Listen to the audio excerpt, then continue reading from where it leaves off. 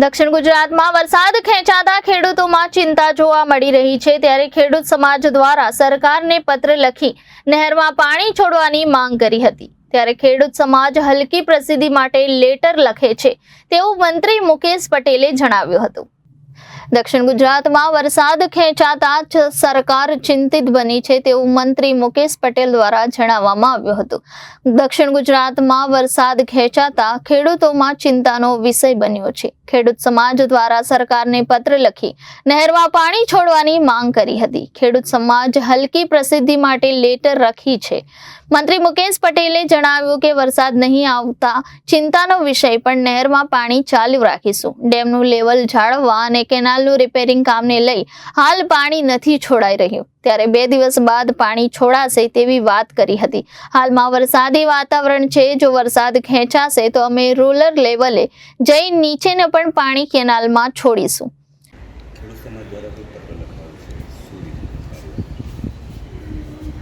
પહેલાં તો આપના માધ્યમથી હું દરેક લોકોને કહેતી કંઈક ને ખેડૂત સમાજ પત્ર લખીને હલકી પરિસ્થિતિ લેવા માગે છે।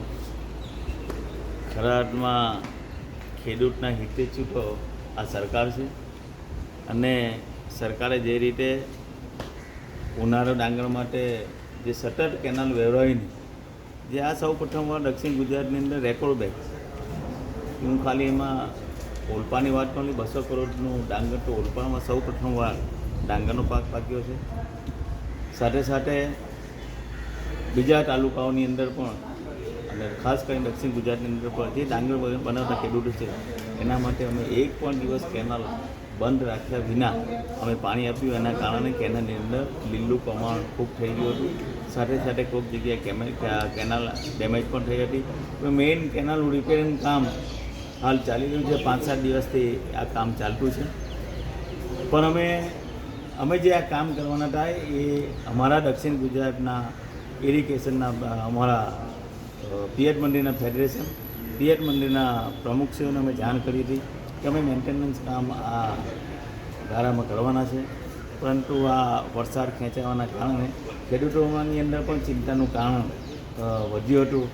એટલા માટે અમે આ જલ્દીથી જલ્દી આ કામ પરિપૂર્ણ કરીને લો લેવલ પર પણ અમે પાણી પહોંચાડશું 2 થી 3 દિવસની અંદર। હાલ આપણે જોઈએ છીએ કે અત્યારે પણ દુકાઈ ડેમનું સપાટી 306 ફૂટ પર છે।